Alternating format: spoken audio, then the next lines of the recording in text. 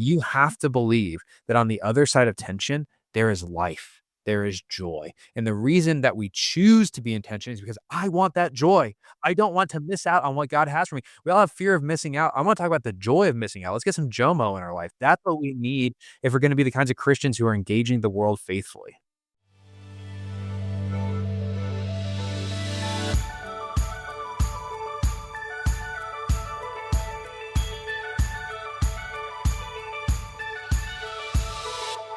Hello, and welcome to the Shifting Culture podcast, in which we have conversations about the culture we create and the impact we can make. We long to see the body of Christ look like Jesus. I'm your host, Joshua Johnson. This is a conversation about how to faithfully engage culture as a Christian in a disorienting time. Our guest is Patrick Miller. He is a pastor, podcast host, and co-author of the book, Joyful Outsiders.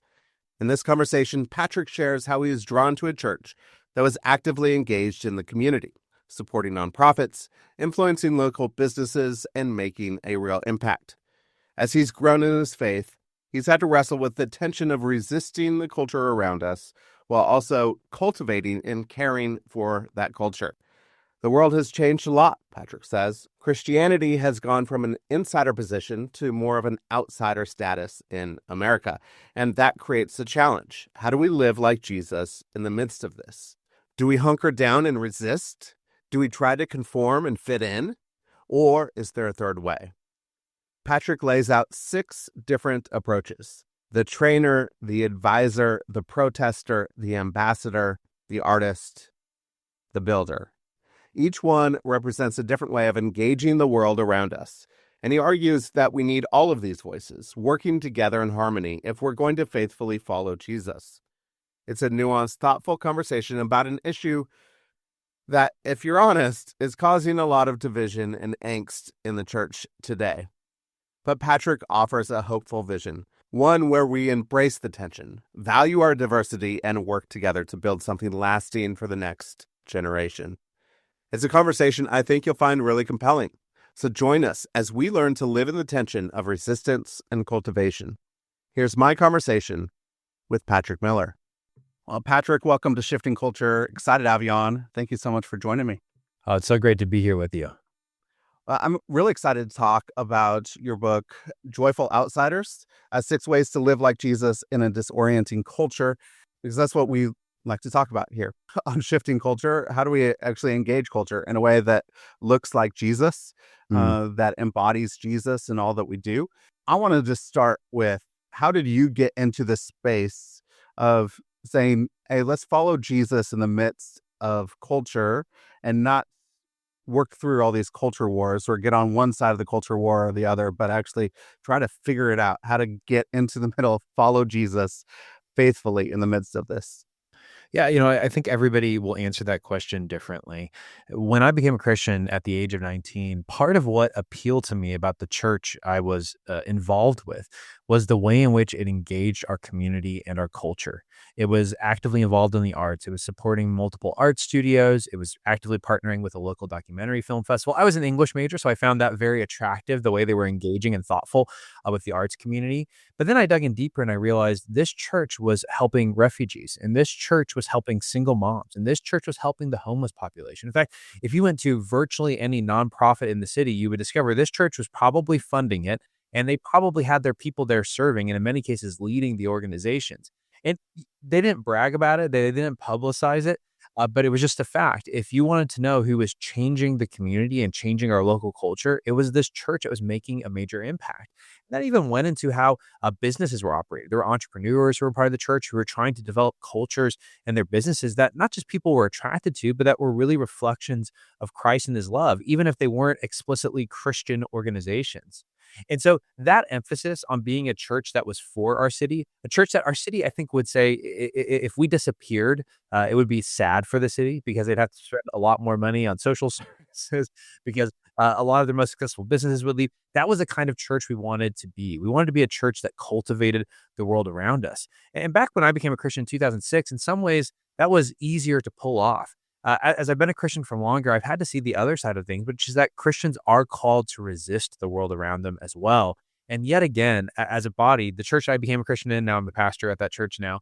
That church, we have worked hard to resist the culture around us, but to do so in winsome, kind, and Christ-like ways.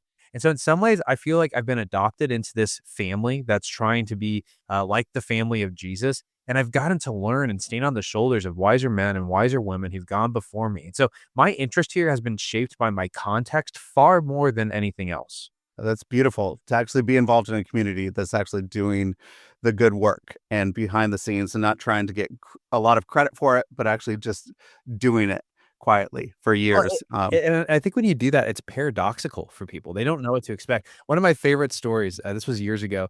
A friend of mine was talking to a young woman in college, and she was saying how much she disliked our church because we had preached a sermon that was preaching the truth about Genesis 1 and what it says about male and female. God made two immutable genders.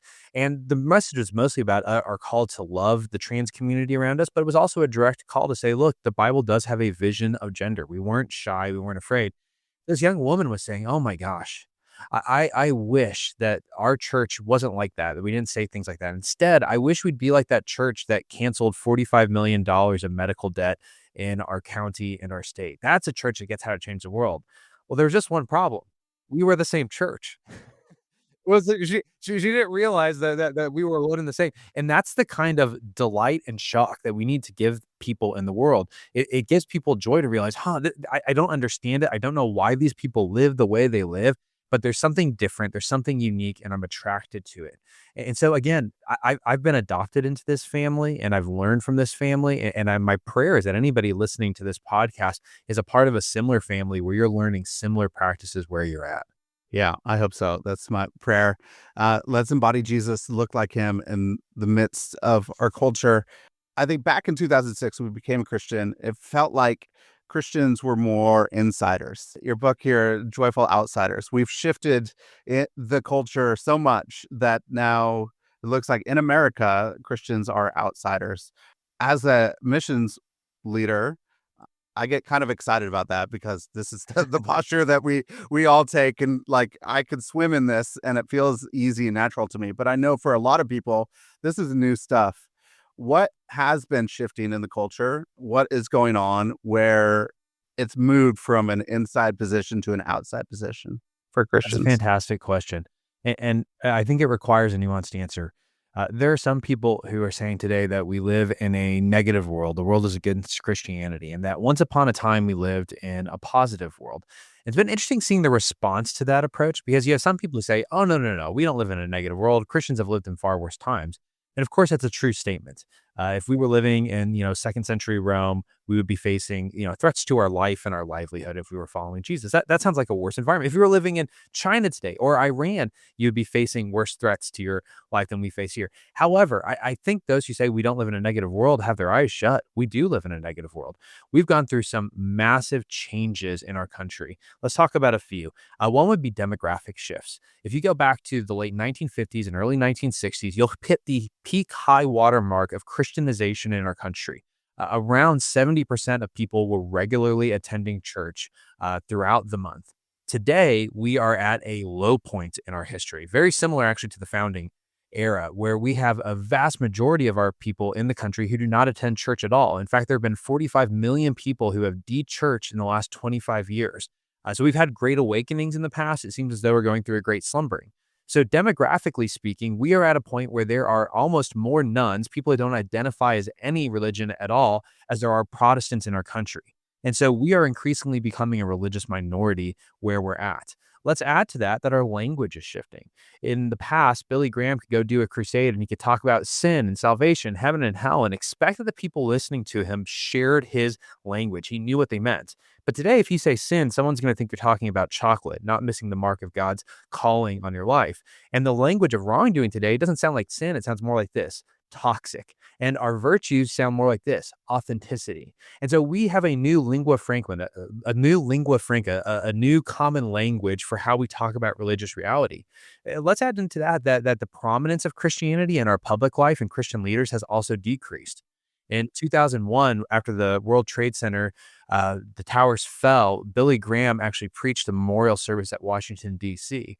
10 years later, when they were having the memorial of the 10-year anniversary of 9/11, clergy members were banned from the 10-year celebration that was held in New York City. They weren't banned from attending, they just weren't a part of the event itself. That was very intentional. And that just shows you that we have a different level of prominence for Christians. It's not uncommon to hear, especially people on the left say that Christianity and Christian language is only used for the sake of discrimination and hurting others. And so again, we've seen a shift on that front. Then of course you've seen some major shifts in our sexual mores as a culture. If you go back to the 90s, even Miley Cyrus had to wear a purity ring and pretend like she wasn't going to have sex before she got married.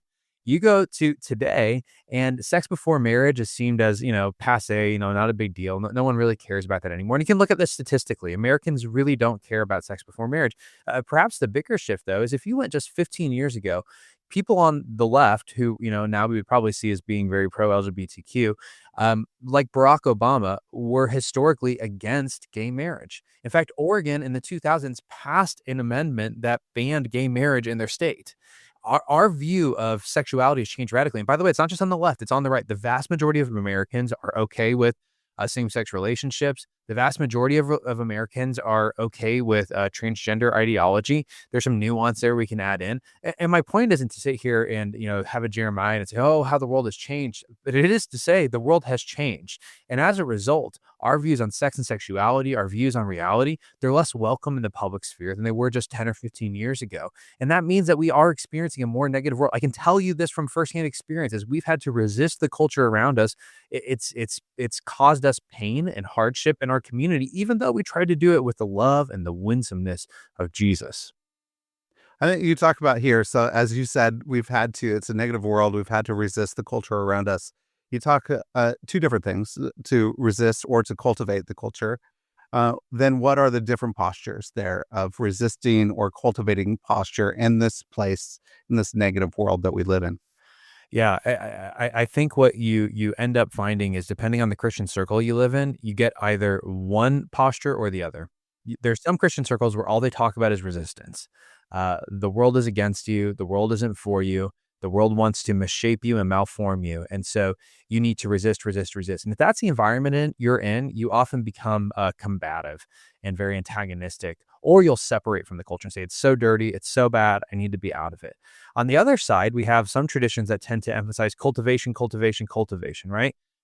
Jeremiah 29, we need to make the city and the place that we live in a place where we plant vineyards and give our sons and daughters away in marriage and see its welfare and its shalom grow. And again, if you're in the cultivation camp, the temptation often becomes conformity because we don't want to resist. We think that any act of resistance is tantamount to saying we're against the city that we're in or we're against the neighbors that we have.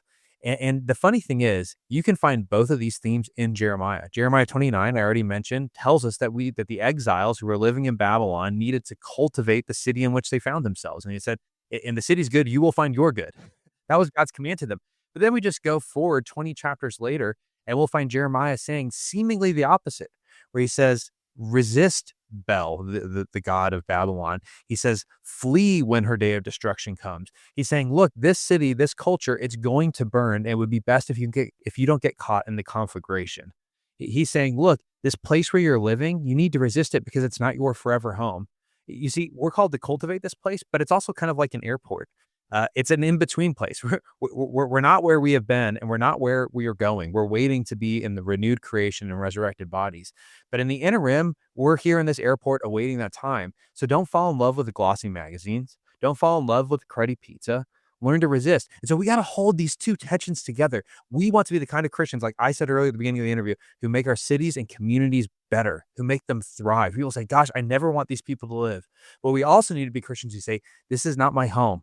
I'm willing to resist when we are doing injustice, when we are destroying God's design for the world. And those two things, they fit together in tension. It's not about trying to get halfway. It's not like a 50-50. I'm going to be half this, half that. It's about pushing hard in both directions. That's what creates tension. If you want to have tension in a rope, you got to push hard in both directions. So what we need to do as a church is push hard both into resistance and cultivation. Tell me, what does that look like? How do we hold the tension? How do we push hard in both directions? Yeah, I think that looks like having a diversity of ways in which the body of Christ engages the world around it, and being okay with the reality that different Christians, because we're a body, one individual may not hold both these intentions perfectly, but a body can hold it perfectly. Let me give you an example of this. It's from your home region of Seattle. There was a rather famous case in a Bremerton High School where there was a coach named Joe Kennedy who, after every football game, would go to the 50-yard line, take a knee, and pray.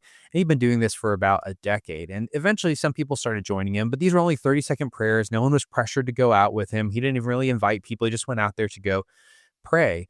And then in 2015, the superintendent issued a warning to him saying, "Hey, you need to stop doing this because you're violating some of our principles about the division of church and state, and this is a tantamount to a school prayer, which we can't do."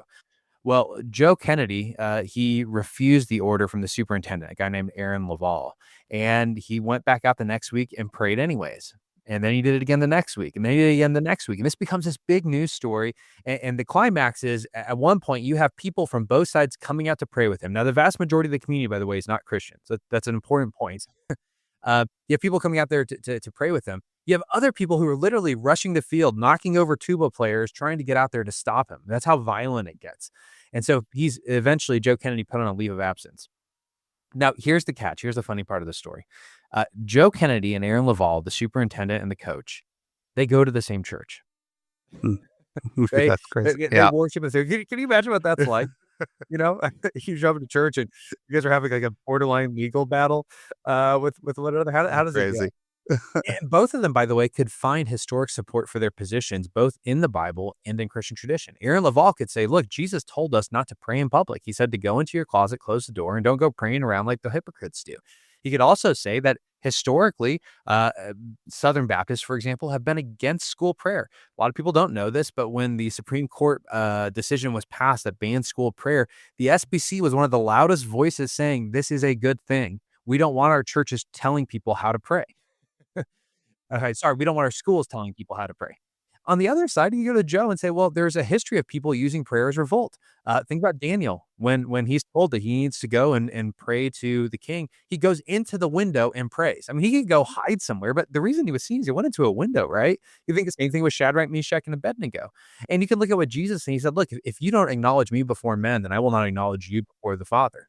Now, I bring this up to say, I think what we need in the church to hold this tension together is a diversity, a world where the Joe Kennedys and the Aaron Lavals, in a strange way, can actually work alongside one another and do different things. Where Aaron Laval can understand there might be a place for protest. Maybe this is an important protest that needs to happen. And Joe Kennedy can understand that we need people like Aaron Laval, who are advisors and insiders in institutions who do their work with excellence and have gained credibility. And that at times these might put us at odds, but at other times it might actually create opportunities for the kingdom. There might be a world in which what Joe Kennedy did does change some laws, and it did eventually with the Supreme Court, and they said, look, what he did wasn't wrong.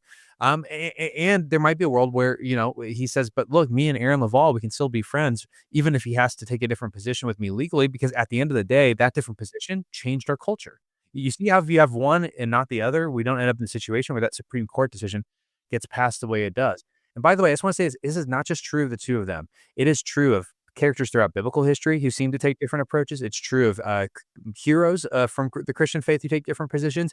We need a diversity of solutions, not because we want a muddle, but because harmony requires different voices. I agree. It actually reminds me a lot of Ephesians 4 and the graces that Jesus gave the church, the different graces, the five, the apostolic, prophetic, evangelism, shepherding, and teaching. And if those are not working in tension Right. with the diversity, we don't actually get maturity, and we don't, are not grounded in unity. We need those, and a lot of your 6 ways can follow some of those different graces as Absolutely. well of what that looks like. And so I'm pleased to say that a lot of these are really facets and aspects of who Jesus was within the culture, that as the body of Christ is who we are. If we don't actually have a diversity together and appreciate our diversity, we are are going to go off the rails, right? It's going to look bad. So before we get into some of these 6 ways that you said, and you talked a little bit about the ambassador and the protester and others, but I want to know, what are some other bad ways that as now outsiders, we're engaging the culture as Christians that are not helpful. Right? I think the key to ending up in a unhelpful engagement with culture is becoming the sort of person who isn't comfortable with tension. In other words, if I'm not comfortable with this cultivate and resist tension, I'm going to end up choosing a posture towards culture that has no tension, or that is really seeking to relieve my tension with the culture. So let me give some examples. One way to relieve your tension with the culture is to become a conformist. This is someone who says, I disagree with what the culture says, but if I hold to that disagreement, if I act with integrity and I have the courage to resist, I'm going to be in tension with those that I love.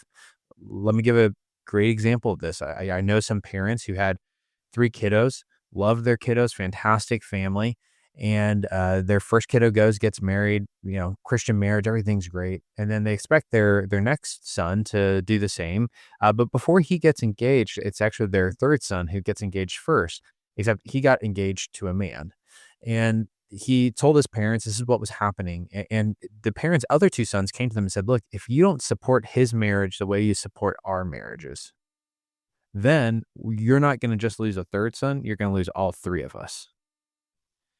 Now, what do you do when you're in that kind of tension? I mean, I can't even imagine. I'm telling you, 'cause it's such a hard, painful story. No one here is like, "Oh, I've got the answer. I know exactly what to do." Our temptation is going to be relieve it, and so one way they could relieve it is just by conforming and saying, "Okay, I'm with you. We'll change our views on sex and sexuality, and we can keep our relationship." A different way to do it is by separating. They could say, "Look, you guys, you're wrong, and now you're dirty and you're filthy, and we want nothing to do with you. So we're cutting you off, and we're gonna go live in our Christian bubble, and best of luck with your lives." That's really hard to do with kids. It's not as hard to do with friends or coworkers. It's really easy to separate. But you see what's happening? You're relieving the tension because now you're not in relationship with the person, so there's no tension because there is no relationship. Another way to relieve tension is actually to get combative. They could cow their kids with guilt and say, "Hey, you guys are messing up. I can't believe you're doing this. I can't believe you do this to your parents. You're awful children. You need to stop. You need to change," right? And again, you will relieve the tension, even though it's combative. Some people will be uncomfortable with the brief moment of tension of combat, but it relieves the tension. Why? Because you've forced them to conform to you. Now they have to be in your camp. And then, of course, we can just be conflict avoidant people. Maybe we don't separate all the way, like cut off. We just say, "I'm never going to talk about it. I'm going to try to avoid the topic. I'm just going to make it something that I never discuss."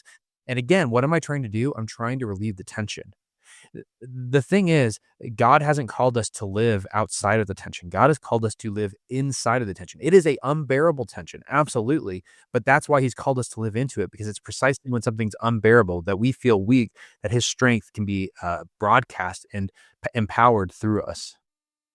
It's a great point because I think that so many people say, I want to relieve the tension. They don't want to live in tension. A lot of our mental health practices are about relieving the tension in our lives of just Yes. trying to create this safe little bubble. And I think Christianity's times goes into that. Like, I don't want to live in tension. We're going to create this safe little bubble over here. We're not going to, as you said, we're going to be on the side. We're not even going to engage in culture. Are there some practices for us to start to learn how to live in tension? And that can be a default for us and something that we can get good at and not say, I just want to resist it and alleviate the tension all the time. Yeah, I think there are a number of things that the Bible calls us to do. But maybe I'll start here. This is a side step. This is not necessarily a practice, but it's something that I think every Christian needs to know if they're going to live in tension well. And it's this. Earlier, we talked about how we are living in a negative world. And I said, I believe that's true. My question is whether there was ever a positive world to begin with. Was there ever a time in Christian history where Christianity was neutral or positive? And my answer to that question is no. And I say that because I had this fascinating conversation years ago with the dean of students at my seminary. We were very different people. He was 20 years older than I was. He was probably actually 30 years older than I was. He was a boomer. I'm a civilian. He was a colonel in the army. And I'm a white man. He's a black man.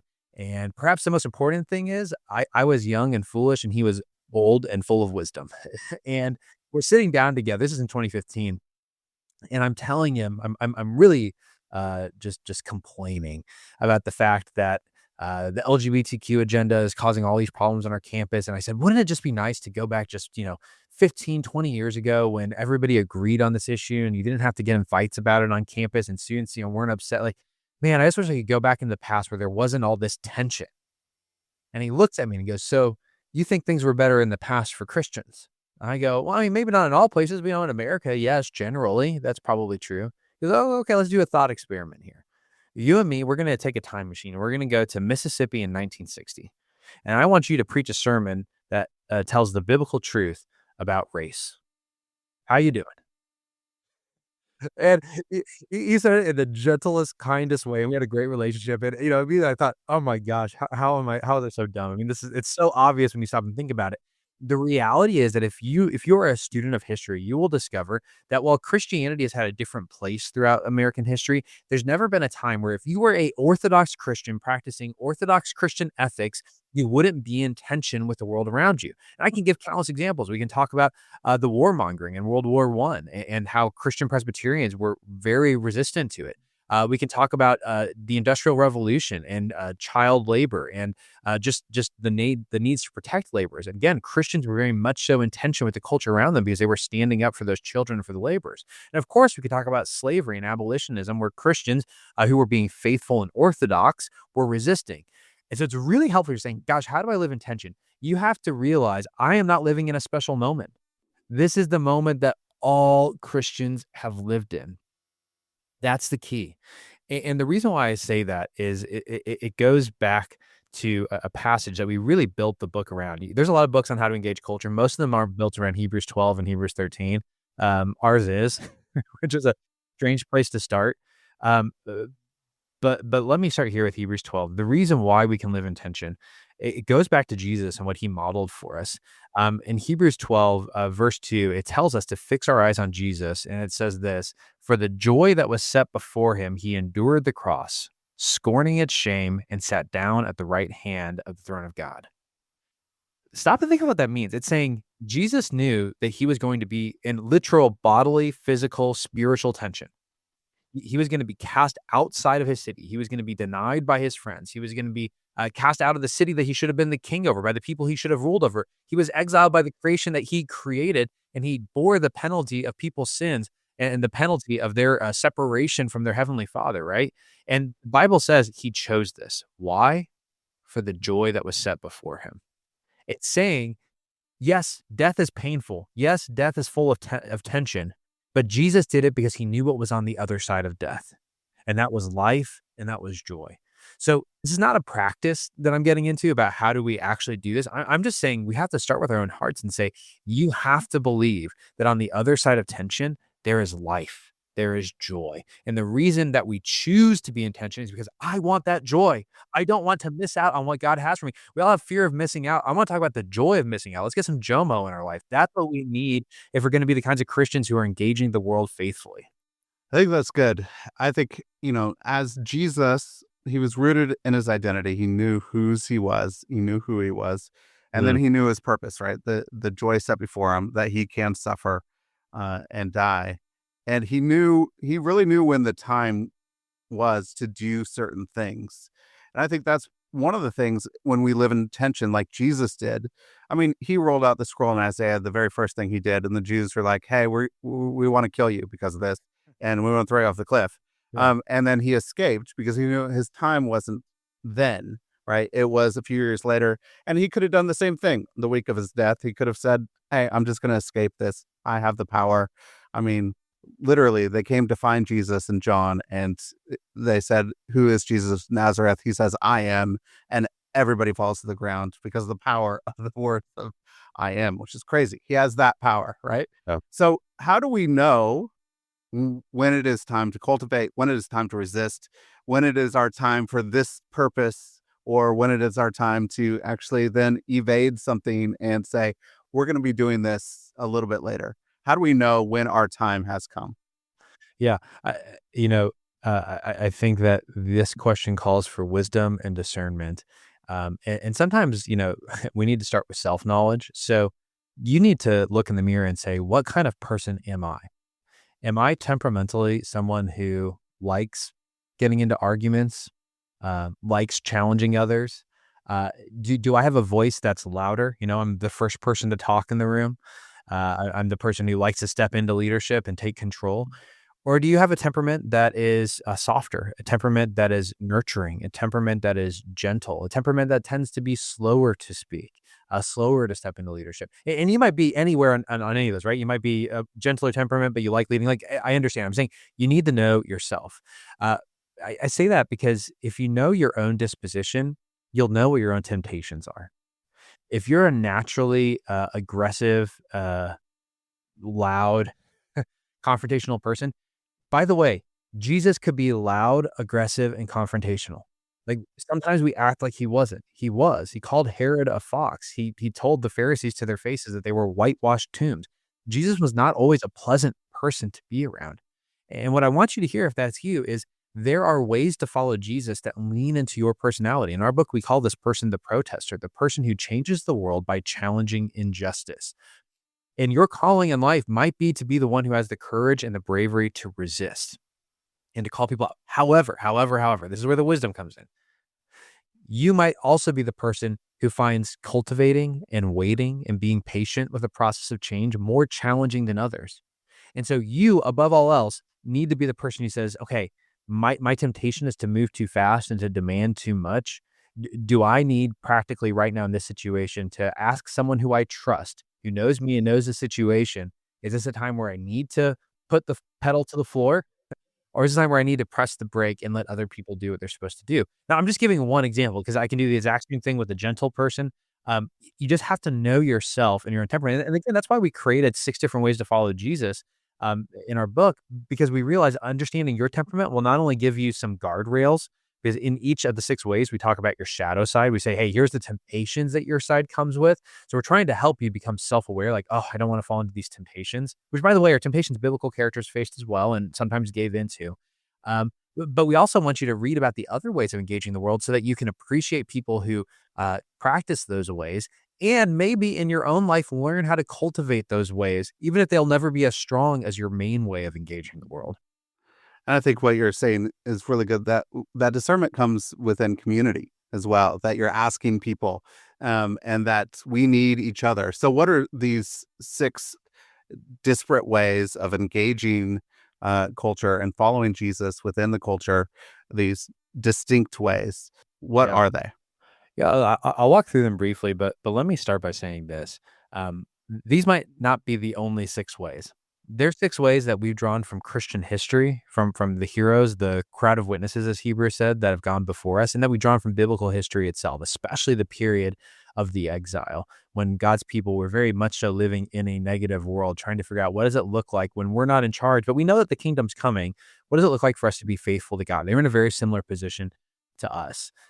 So the 6 ways that we explore in the book are first what we call the trainer. This is someone you might call a discipler or even a spiritual mentor or spiritual director.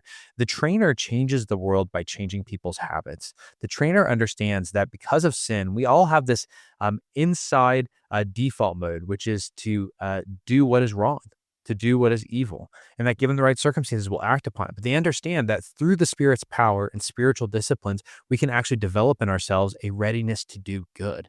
And if we want to change the culture, how can we do that unless we're helping people deepen their faith in God and develop the virtue they need to be virtuous citizens and virtuous members of our society? So that's the first way, which is the trainer. Another way is what we call the advisor. This is someone who changes the world by influencing influential people. The advisor understands that all rooms are not created equal. There's some rooms where the big decisions are made. And so the advisor wants to do their job with such excellence and such wisdom that they are invited into the room where it happens so that they can influence and advise the influential. The reality is the biggest grassroots movement in the world might not have as big of an impact as changing the people who are in charge of the New York Times or Harvard or our most elite institutions. This is what the advisor understands, and they want to change those people. We also have someone that I've already mentioned called the protester. This is someone who changes the world by challenging injustice. I've explored that, so I won't add any more there. We also have the advisor. This is someone who, sorry, I said the advisor, the ambassador. Yeah, we have the ambassador. You go through this too many times. We have the ambassador. This is someone who changes the world by changing hearts. They're evangelists. They're people who say, look, there's a hole in the heart, And if you don't deal with the hole in the heart, the ship is never going to float. You have to deal with that fundamental problem, win people to Jesus, show radical hospitality, and that's how we change the world. We also talk about the artist. These are people who change the world by making beauty. They understand that we were designed for beauty, and that when we live in this borderland between the pain of the world and the beauty that's in the world, and we depict it artistically, we actually invite people into God's story. We win them over not with right brain thinking, but with left brain thinking. Lastly, we talk about the builders. These are the people who change the world by building institutions. Those might be entrepreneurs building businesses. Those might be charities and nonprofits. But whatever we're building, we're trying to build these places so that the employees and the people who are a part of it are experiencing the flourishing and the shalom of God's kingdom. And whatever that business or nonprofit is doing is building the flourishing and shalom of the community around it. We understand that institutions are what ultimately shape our lives together. They're the durable forms of our life together. And so builders say this is how we change the world. So you'll notice like these are wildly different ways of engaging the world. And my guess is someone listening to this is like, oh man, that sounds like me. Like I love doing that kind of thing. And what I want to do is say you don't need to go to a church that only you have like your social justice church, and then you have like your art church, and then you have your like entrepreneur leadership church. Like we need all of those in every single church, and you need those people in your life. And I want people who are Christians to both value the gifts and the calling God's given them, but also value that in other people. Yeah. And I think it's really important that we value it in others as well. And we know who we are. So say we have a problem within culture. We're saying, hey, this is something that we need to engage, help change or solve. If you're looking at those 6 ways, each one of those people in those 6 ways will have their primary motivation to say, this is the way to solve that problem. For sure. We're going to protest, or we have to actually advise these top level people. We have to be ambassadors, or we have to be trainers. Everybody will have their own motivation.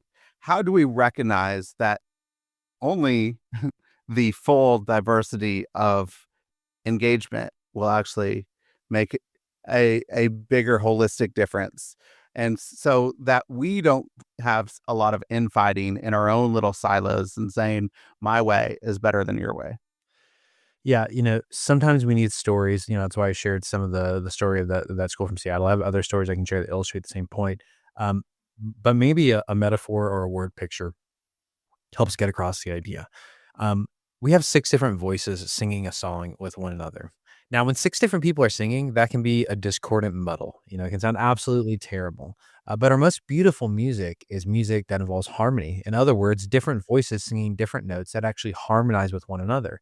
And can you imagine, your tenor saying to your alto, please stop singing. I know the true part of the song. Would you allow me to sing my part? Or the alto saying to the bass, "Hey, yeah, could you please stop singing so deeply? Don't you know that people want to hear?" Well, of course, we want to hear the tenor, the alto, the alto soprano, the bass. We want to hear all the voices singing alongside one another. And I think when we do that, we're living up to what Paul talks about in the book of Romans when he calls us to live and to worship with and to sing with one voice. Many voices, but all singing one melody. And that one melody that we're singing in our many harmonic voices is the melody that Jesus has given us. One last word picture would be to put it this way. Um, if you imagine someone finding a long lost Shakespeare play, like he wrote a play and it disappeared, and then we find it, right? And all of a sudden, you've got this 5-act play, but the 4th act is missing. It's been burned, it's been lost. What would people do? Well, they'd get the best Shakespearean actors in the world. They would study the play for everything they had, and they would try to improv that 4th act because they know how the 5th act goes. So they've got some guesses of what Shakespeare would do, but they would probably try to improv that 4th act. And again, I think that's a helpful metaphor for us. We are in the 4th act. And if this is going to be an interesting play, we can't all play the same part. We all have different roles to play. We all have different parts in this drama. And so it might be hard for you as a protester to realize that the advisor working inside of an institution that you're critiquing is there for a reason, but you need him because when you apply heat, he's going to be the one who can actually make the change. I think about Elijah, who said, look, no one worships God anymore. I'm the lone prophet and I'm going against Ahab by myself. And then God introduces him to a guy who's working for Ahab. And the guy meets with him. And what does he tell him? He says, well, Elijah, actually, I've protected 100 other prophets and I fed them secretly and I've made sure that they're safe. And he says, so you can rail against Ahab and everybody in his administration, but you're wrong because if I wasn't here, these guys are all dead. We need both. And the Bible tells us we need both happening at once. And so part of this is just humility and learning to maybe get to know and appreciate someone who leans into the world differently than you. I keep using the prophet advisor because they tend to be the most frustrated with each other, but there's other areas too. You know, the trainer who wants people to go really deep spiritually sometimes gets into it with the ambassador, the evangelist. Like, no, we need to be missional. We need to get new people. You're focused on people going deep. Like, we got to get people in the kingdom, right? You see how these different people can sometimes get combative with one another. And I just want to say, man, we need each other. Yes, we need each other. So, who are you, Patrick? What's your way of leaning into the world out of these 6 ways? Yeah, yeah, no, that's a great question. And I want to say this: I think most people are going to find one way that they identify with the most, and then from that point, like you're probably going to be able to kind of order the rest of them and say these are my next ways. Um, for me, this is partially context and what I do. I'm a builder, I'm a pastor, I'm a leader at a church. I lead an institution. I like to help people who are leading institutions, and I believe in the power of institutions to shape people's lives. But really close to that, I would say I'm an artist. I love writing. I love how art and beauty is able to cut across how people think and reason and show deeper truth that we couldn't see otherwise. Probably after that, I'm probably a prophet. I'm someone who likes challenging. I'm someone who likes speaking the truth. So you get the idea, right? So like for me, like when we start getting out, like ambassador is probably my last one, right? Like everybody's very different in what they're good at.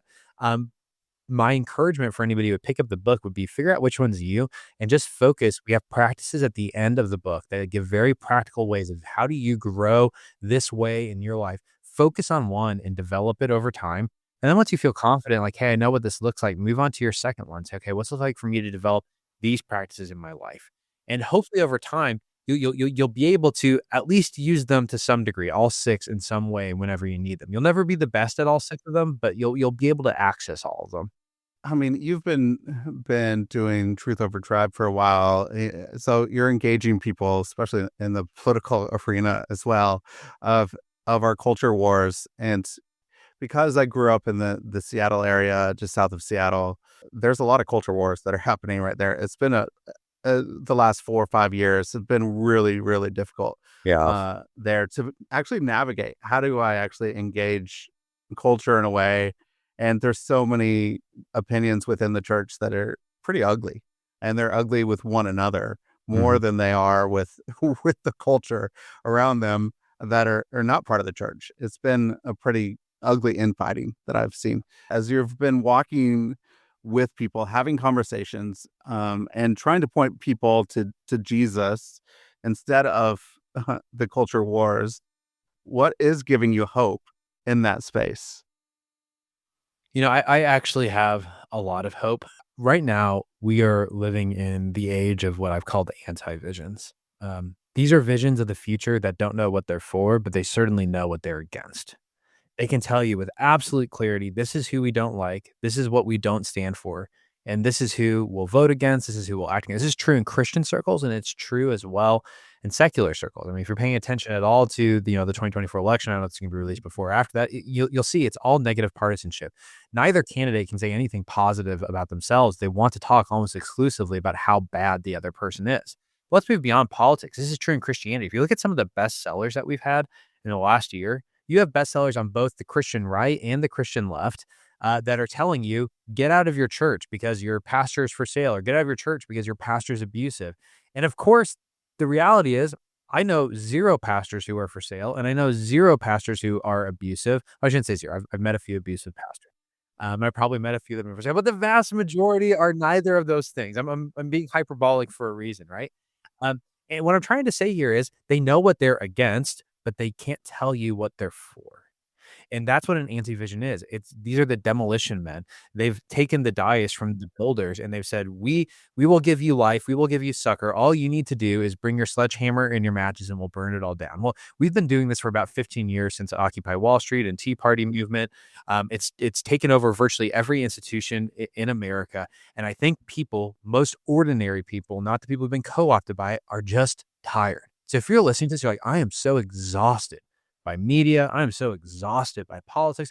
I'm so exhausted by these pastors fighting with each other. I'm so exhausted of Christians fighting with each other. If that's you, amen. You are in the majority. And that's why I said I have hope. I think people who are in the majority, we don't want to get out our sledgehammers. We don't want to get our matches. We want to get out our construction tools and build something for the next generation. Build something that will last. Paul thought 3 generations ahead. It's time for us to think 3 generations ahead. And so I think we're hitting the death rattle of the demolition man, and we're finally entering the era of the construction, of the workers, of the builders. And so my hope is that those who are boomers and who have built a lot of the institutions that we're living within, that they will learn how to pass down those institutions well to Gen X and millennials and remain on as wise men, as sages or wise women that can help guide those institutions from afar and help those leaders develop. Likewise, I hope that Gen X and millennials, who, by the way, are largely to blame, I'm a millennial, are largely to blame for all this demolition. I think there are still leaders in those generations who are ready to build. And my prayer is that we will restore, renew, and upkeep what is good so that we can actually hand this off to Gen Z intact, because we are right on the precipice of not being able to do that. As boomers give less, as boomers are less involved, churches and institutions, they are going to suffer. It is just a fact. It's going to be harder to run. But when I look at Gen Z, it is the most unchurched generation in American history. It is also the most open to Christianity in history. They're actually relatively positive about Christianity. They're relatively positive about pastors. We're seeing a revival and a renewal of Gen Z inside of our own church. We've got 800 college students worshiping here every Tuesday night at our college ministry. It's wild as well. And we're not alone. I can tell you countless churches and places across the country experiencing very, very similar things that had never, gotten close to happening in the past. Our Gen Z men in particular are showing a level of spiritual interest that we've never seen in men in past generations. And so I'm looking at things right now saying, not so much what do I need to do in the present, because that's what our moment is all. We're all fixated on the present. I'm looking at the future and saying, what do we need to do to hand off these institutions well to the next generation? Because I think that God's Spirit is doing something special in Gen Z. And if we're ready to hand them and to develop them and to equip them to be the kinds of leaders who can lead in the future, we might be shocked what God does 30, 40 years from now in terms of renewal and revival inside of our churches and in our nation. But we need leaders who just stop getting fixated on the present. We got to start thinking about the future. Amen. Let's build. Build for the future. I love it. That's so good. It's given me some hope. There are more independent voters in America than there have been ever before. I think that it might correlate with younger people becoming nuns of the church, that they're kind of sick of partisan Christianity and they just don't want to identify as this or that. I wonder if I don't know, this is just a new thought for me today. So I wonder if you think that there is a correlation that younger people are not wanting to identify as something that has been painful in the past, but they are wanting to stick to Jesus. Yeah, yeah. So I have 2 thoughts here. The first is I hope every boomer listening to this heard what I just said a moment ago, that I love and I honor boomers, and I think they have a tremendous legacy in our country. I'm in an institution that was founded by a boomer, and I have deep respect for boomers. So hear what I'm about to say, not as a critique from an enemy, but as a critique from a friend. The youngest boomers turn 61 next year, 2025. And the reality is all the data about independent voters, if you are above the age of 60, you are almost guaranteedly not going to be independent. You're almost guaranteedly going to be left or right. If you go under 60, the majority of people are going to be independent. And that number goes up, by the way, the younger and younger and younger you get. So you hit the nail on the head and say, hey, there's something generational happening here. And so here's what I'm begging from boomers. You can vote down your ticket, all Republican or all Democrat. I truly don't care. Look, here's the deal. I'm just going to say this. In 1997, there were about 500 Christians in Iran. Today, there are 1 million. How did that happen?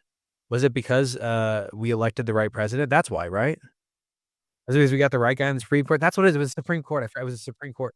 No. The hell cannot stand against the kingdom of God. That is a fact. And so when I say I don't care who you vote for, I don't really mean what I'm saying. I think we have a civic responsibility. I'm not some pietist who says, look, we shouldn't care about politics. Anybody who follows my work will know that's not what I mean. What I'm saying is God can't be stopped by the left and God can't be stopped by the right, whatever the heck you think each side is the threat. And so I'm begging boomers to say, please do not lead and hand off your institutions in a position where they are already syncretized with with the right or the left, where the leaders you're giving it to now have to navigate a population of other boomers and maybe even Gen Xers who think that if that pastor's faithful, he's going to tell them to vote for candidate X. You are destroying the institution that you built if that's what you're doing, because it will not work. It will not last. Again, the vast majority of people are independent under your age groups. Just on a practical level, it's not smart. And you've sold the kingdom for a political gain. I just don't understand it. So again, from a friend who says legacy, I love boomers, but I think that's something we really, really have to take seriously. On the other side, just to answer your question, are people leaving the church because of this? The answer is yes. My friend, very dear friend, Mike Graham, is the one who wrote The Great Dechurching and oversaw, again, the largest study in American history of dechurching. And I've asked him this specific question: are people leaving because of, in particular, the right syncretization, the church's syncretization with the right? And the answer to that is yes, absolutely, 100%. The data shows it. People are leaving the church in part because it is too tightly aligned to the political right in particular, right? Now, that makes sense because evangelicals make up the vast majority of church-going individuals in the country, and evangelicals have historically been very right-leaning. There's no one's shocked by that, so that's why it's the case. But the same thing could be said for the left. Now, let me make one last caveat. This problem of political syncretization, it's a problem in evangelicalism. By the way, it is a far worse problem in mainline unorthodox churches. All the data shows if you are mainline and you're going to the rainbow flag church, you are far more likely to say that someone on the other political side can't be a Christian. You are far more likely to be politically active, like you're out there writing letters to politicians and going to protest and having political action. So the picture we have of these right-wing Christian nationalists who are really involved, and that's what evangelicals are, but then we have these nice liberal Christians over there who aren't politically involved, is totally bunk. It is not true. But I'm not worried about the main line because it's a dying church anyways. There's hardly anybody who goes there. So we need to talk about the church that's actually growing and reaching young people. And that's the evangelical body. So we need to take our own syncretization to the right far more seriously than we do whatever's happening over in the mainline denominations. Well, thanks, Patrick. A couple quick questions. One, what is your hope for your readers of Joyful Outsiders? What do you hope that they would get from this? My hope above all else is that they would experience what is described in Hebrews 13. We talked earlier about how Jesus took up the cross and died for the joy that was set before him. And a chapter later, the author of Hebrews continues. He says, let us then go to him outside the camp. He's talking about Jesus on the cross, crucified outside of Jerusalem. He says, let us then go to him outside the camp, bearing the shame that he bore. For we do not have an enduring city, but we are looking for the city that is to come. That's my hope for you, is that you would see the joy of going outside the camp, becoming an outsider yourself, and becoming one with him and enjoying life with him. One last story, and then I promise we'll stop. This is in the 1800s. There was a tightrope walker named Charles Blondin, and he rather famously was the first person to attempt tightroping the Niagara Falls. And so this huge crowd of people, newspapers, everything shows up, and they're watching him cross. And in the newspapers, everybody says he's going to die and that he deserves to die because, who would be that stupid? And so he starts going across, and when he gets about halfway across, he sits down. Everybody thinks this is it. Like he's have to turn around, he's have to give up, and he lowers a rope to a boat that's below him, and then they tie something to it, and he pulls it back up, and he opens it up, and it turns out it's a bottle of wine. He downs this bottle of wine and then finishes the tightrope across the other side. So as you can imagine, people begin to think he can do anything. He takes a camera across, he takes a picture of people, he does it blindfolded, he does it without his balancing, he does it backwards, he does it every way you can imagine. And finally, he goes to the crowd and he says, guys, do you believe I can do anything as I cross the Niagara Falls? And they cheer, yes, absolutely, absolutely. He says, great, then one of you volunteer to get on my back. Now, as you can imagine, people weren't so eager, and only one person raised his hand, a guy named Harry Colcord. And Harry Colcord gets onto his back, and they start going across, and about halfway, the guy wires start ripping. They start tearing off, and they're balancing and wobbling wildly. Charles Blondin says to him, he says, Harry, you are no longer Harry Colcord. You are now Charles Blondin. Do not try to balance. Do not try to keep us straight. When I sway, you sway. When I lean, you weigh. For now, we are one. If we are not, we will perish. And by some miracle, they make it to the other side. When Jesus says, come with me outside the gate where I am crucified and bear my shame, he says, look, I know I know I'm asking you to go out on a tightrope with me, but you've seen me do it. You saw me go through death and come out the other side. Do you believe me?" And he says, "Those who will raise their hand, this is the joy you get. You get to sit on the back of Jesus and become one with him. When he sways, you sway. When he leans, you lean." That's the joy I want people to experience, is a sense of oneness with Christ in the middle of tension, a oneness you cannot have if you don't raise your hand, get on his back, and say, "I'll walk in the tension myself." So good. If you go back to your 21-year-old self, what advice would you give? 21-year-old self. Oh man, I don't know what I would tell myself. Um, I would tell myself that there is a lot of life in front of you, and you think you have a lot more figured out than you actually have figured out. So show some humility, learn from other people, be gracious with those who fail, because you'll have plenty of that in your future. Amen. That's good. Anything you've been reading or watching lately you could recommend? Oh man, anything I'm reading or watching lately? I'm not much of a TV show watcher, so I don't necessarily have any. I mean, my family, we do love to watch The Voice. There's a show that we like watching together. There's a highfalutin examples. I recently finished the book Infinite Jest, which is very long, by David Foster Wallace. But that was a fantastic book, and it has nothing to do with what we're talking about today. But in a lot of ways, he predicted the idea of a form of entertainment that we could become so addictive that people would give up on their normal lives to engage with it. And if you can't see our present moment in that, it's a fascinating book. It's written in the '90s. He saw what was coming and speaks deeply to the heart in the midst of that. Yeah, that's true. That's true. How can people go out and get Joyful Outsiders? And where else would you like to point people to? Yeah, if you want to pick up a copy of Joyful Outsiders, the easiest way is to go to whatever book retailer you prefer, Amazon, Barnes and Noble, whatever it is. Just type in Joyful Outsiders, and our book should come up first, and you can buy it there. Great. Patrick, thank you so much for this conversation. Really loved actually engaging in the tension of going in and engaging culture as a joyful outsider. The 6 different ways of doing that so that we could have a diversity of impact in culture and we could do it together. That we could say there is probably going to be a shadow side here of what we are doing, and we need to actually be aware of that. And we need to appreciate what others are doing so that we can actually stop the infighting of this Christian world that we're in, but we could actually engage culture in a way that we're doing it together, building the kingdom of God and saying that Jesus is the one that we're going after, that we're lifting him up and we're embodying Jesus in culture. It was a fantastic conversation. I really enjoyed it. So thank you so much, Patrick. Awesome. Thanks so much for having me on the show.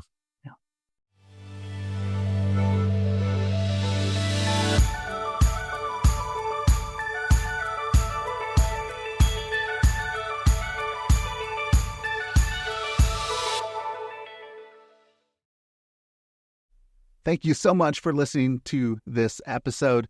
If you want to see more episodes like this, go to patreon.com/shiftingculture and become a monthly patron of the show. You can help us produce more episodes so that we can see the body of Christ look more like Jesus. If you become a patron on patreon.com/shiftingculture, you will get early access to episodes. You will get episode guides. You will get bonus shows, hopefully, and more. So go to patreon.com/shiftingculture and become a monthly patron. Also, leave a rating and review on Apple Podcasts. It really helps us out and helps us find new listeners to the show. And just go and share this podcast with your friends, your family, your network, people that you think would enjoy it as well. Thank you again for listening to the show. I hope you have a great week.